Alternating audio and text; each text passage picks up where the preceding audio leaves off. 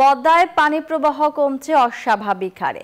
বড় বড় চর জেগেছে নদীর বুকে, যে কারণে হুমকিতে পদ্মার প্রধান শাখা নদী গড়ায়ও। এতে মিঠা পানির প্রবাহ কমে দক্ষিণ পশ্চিমাঞ্চলের জীববৈচিত্র্যের ক্ষতি হচ্ছে বলে জানান বিশেষজ্ঞরা। পদ্মা গড়াইয়ের মোহনা পরিদর্শন করে জেগে ওঠা বিশাল চর দেখে উদ্বেগ প্রকাশ করেছেন পরিবেশবাদীরাও।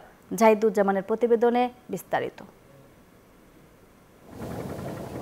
কুষ্টিয়ার হরিপুরের অদূরে পদ্মা ও গড়াই নদীর মোহনা। আগের বছরগুলোতে হরিপুর রক্ষা বাঁধ থেকে নিচে নামলেই নদীর প্রবাহ দেখা যেত।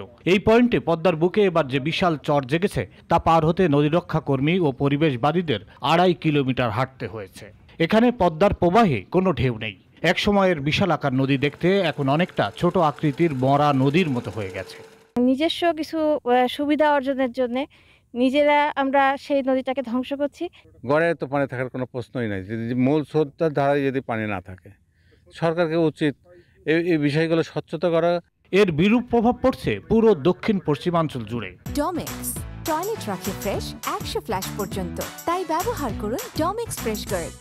এমনকি সুন্দরবনের জীববৈচিত্র্যের উপর। গড়াই নদী এবং পদ্মা নদীতে যদি কোনো প্রবাহ না থাকে, তাহলে আমরা সুন্দরবনকে, যে বাংলাদেশের স্টমাক বলি, লাংস বলি, ফুসফুস বলি, আমরা সেটা বন্ধ হয়ে যাবে। যদি আমাদের চুক্তি মোতাবেক 36,000 কিউসেক পানি দিত ফারাক্কা থেকে, তাহলে এই পানি আমরা নদীর উপকূল দিয়েই পাইতাম। অন্য বছরের চেয়ে এবার পদ্মায় 1 মিটার পানি কম পাওয়া যাচ্ছে বলছেন নদী রক্ষা কর্মী।